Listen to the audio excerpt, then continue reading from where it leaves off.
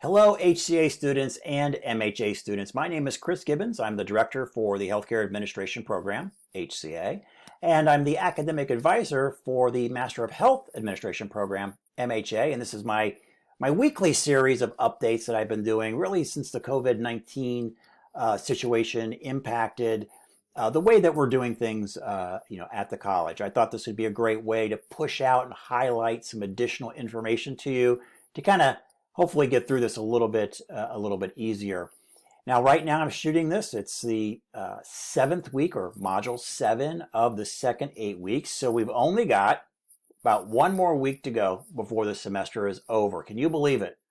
The spring semester is almost over, and I bet a lot of you guys are looking forward to putting this one, in the books. But before you do that, I want to make sure that we highlight a couple of things to remember as you're closing out your courses. Again, you've only got a couple of weeks or not even that in these courses. And that one of those things is to make sure that you're looking at your grade book and seeing if there's any missing grades. Now, I know many times I've simply missed an assignment to grade an assignment for a student. So if you go back and look, and maybe you submitted something in, for example, you submitted something in Module 2 and it hasn't been graded yet. Reach out to your instructor, give them a gentle nudge and just say, hey, wondering if you were able to grade that assignment in, back in Module 2 or whatever. So make sure you're checking that you have the grades in for your assignment, especially ones in, those earlier modules. The other thing to talk about is missing assignments. Maybe you didn't do an assignment. Something happened. A lot of things are happening right now. So maybe something happened and you were unable to complete an assignment. And now you're just thinking, why bother?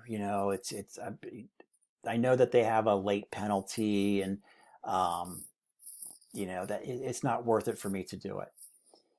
I would still reach out to your instructor and discuss that. Now, all instructors are probably going to have some late work policy, but this is also some unusual times that are happening too. So I would hope that our instructors are giving you some latitude with late assignments. There might be a deduction on points, but let me tell you, having done this for over a decade, where students lose letter grades, when an A goes to a B to a C, or a C to worse, is almost always missing assignments. When you have a 0 in the grade book for an assignment, it's depending, of course, on the weight of the assignment, but in many times it's mathematically very challenging to maintain a certain letter grade. It really does knock students down a full letter grade, and it's almost always accountable to that to missing assignments.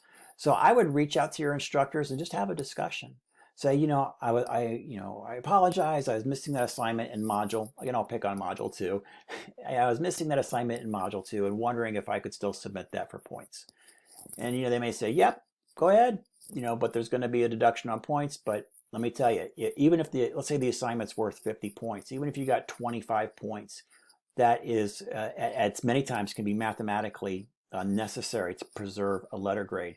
You can do the math. I mean, you can figure it out. You can, know how many total points are in the class and the assignments, and figure out if it's really one that you want to go for and complete.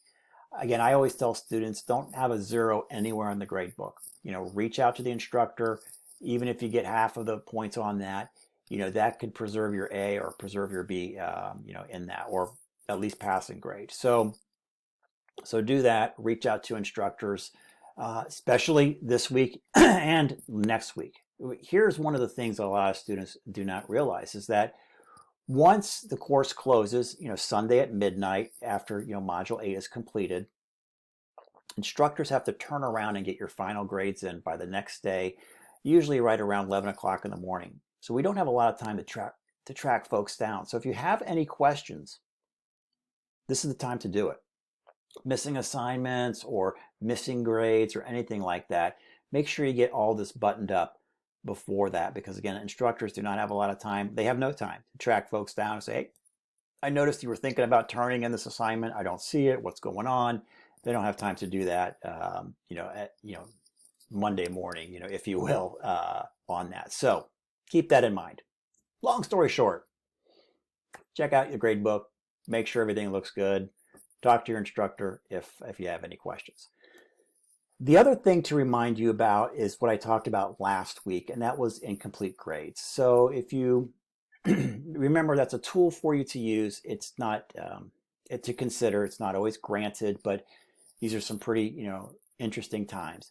So you go back to that video last week. If you didn't watch last week's video, go back, look at the email where I sent you the video last week and where I talk about incomplete grades.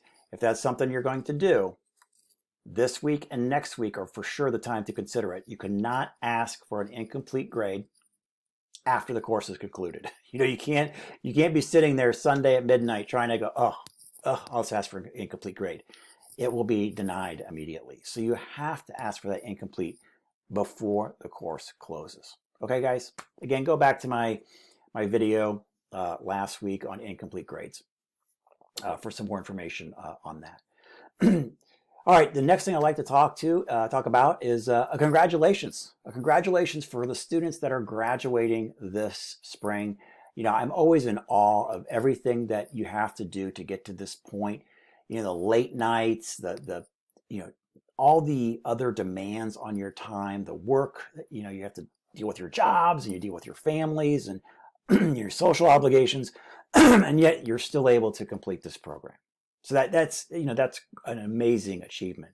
So again, congratulations to all of our students that are graduating this spring. It's what can I say? You guys rock. Great job. It's not easy, and I'm sure you can attest to that, and be very proud, of your accomplishment. So with that, I want to talk about two words. One of them is graduation, and one of them is commencement, and they're kind of the same, but they mean different. They mean different things. So students are graduating this semester. Graduation means that you've completed all the program requirements, the courses that you needed to take, and you've done them, at a sufficient academic level. You've graduated, you've completed those requirements. Commencement is the ceremony that celebrates graduation. So you can still graduate and not go to commencement. Now, unfortunately with COVID-19, commencement has been eliminated. That gathering, where you get your diploma and walk on stage and get the pictures and you wear the academic regalia, that right now has been suspended for the spring. Of course, social distancing and all of that, it just cannot be done. So there was an announcement, I want to say earlier this week or late last week.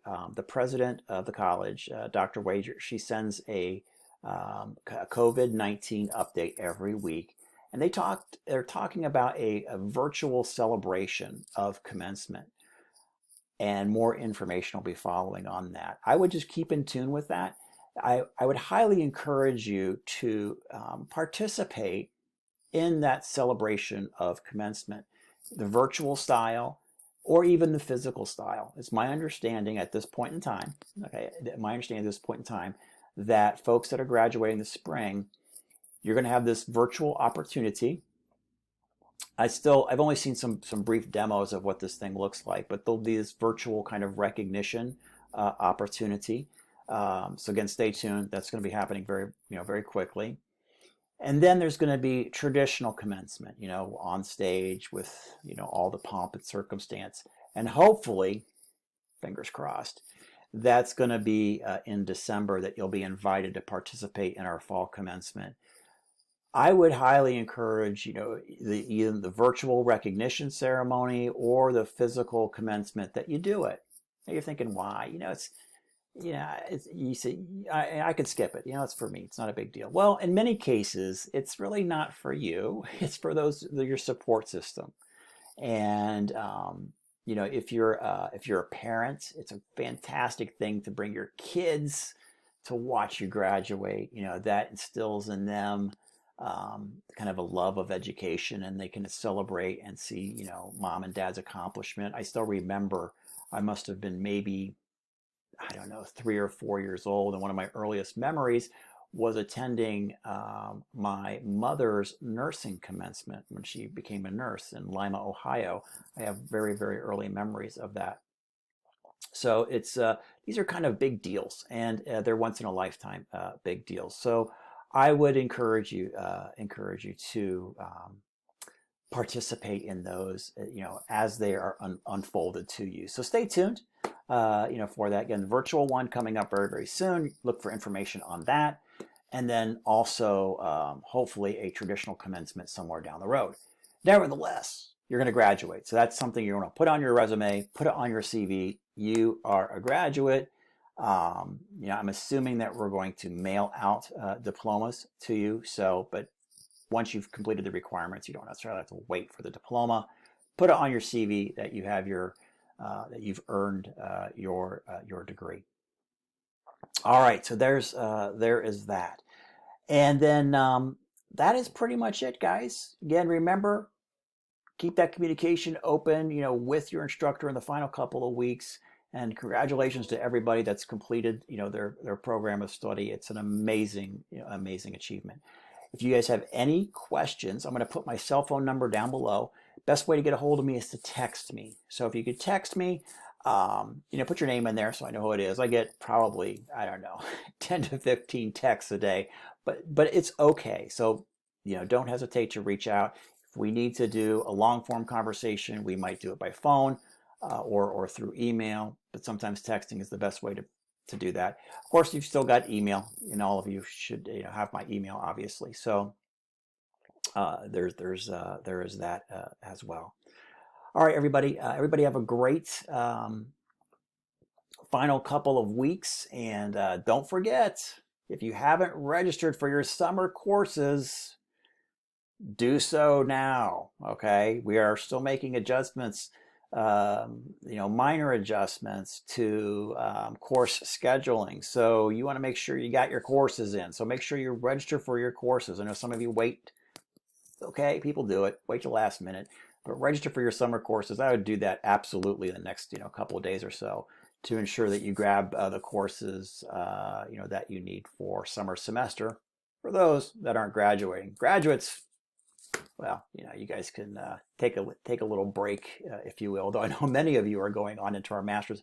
For those of you that are getting your bachelor's degree, many of you are moving on into our master's degree later on this fall. So we'll see you in the fall getting your master's degree. All right, everybody have a great week. Thanks.